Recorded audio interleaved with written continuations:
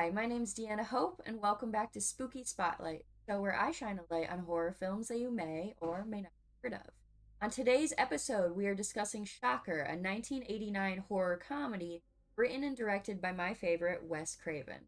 Wes Craven is known for films such as Nightmare on Elm Street, Scream, The Hills Have Eyes, and many more classics.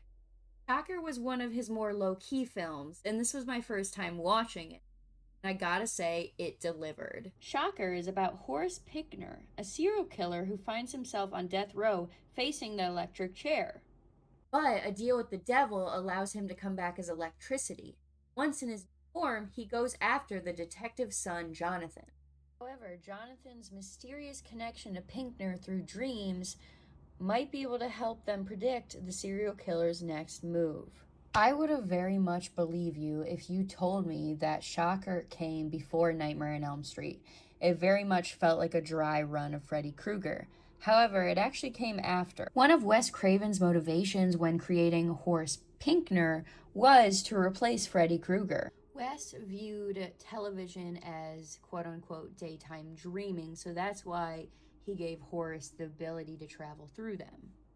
Horace is able to travel through transmission of televisions.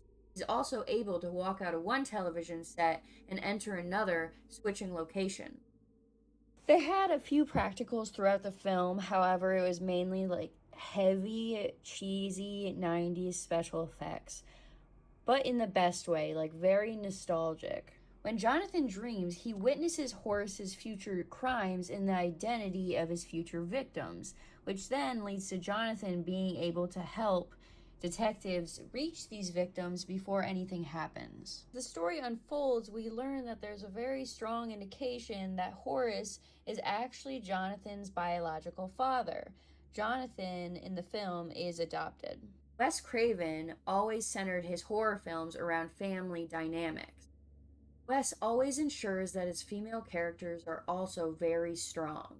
Now, Jonathan's girlfriend Allison does get killed off very early. However, as Wes himself puts it, no one in Wes Craven's world is ever truly dead. So, of course, she ends up coming back as an apparition and helps Jonathan. Regardless of the questionable special effects and the loose storyline, this film is a really fun roller coaster, and I just know the cast and crew had a blast filming this. I ended up having some technical difficulties, so I have to film this part on my phone. But I've been a long time Wes Craven fan. I have my Scream tattoo right here. It's my favorite film. But the whole reason I ended up watching this film that I'd never heard of, Shocker, is because my brother sent me this poster. I was like, what the heck is this Wes Craven film? So shout out to Danny, because it is now one of my favorite Wes Craven films I've seen. Thank you for tuning in to another episode. Please let me know in the comments if you've seen this film or end up watching it and what your thoughts are. And I'll see you on the next one. Bye.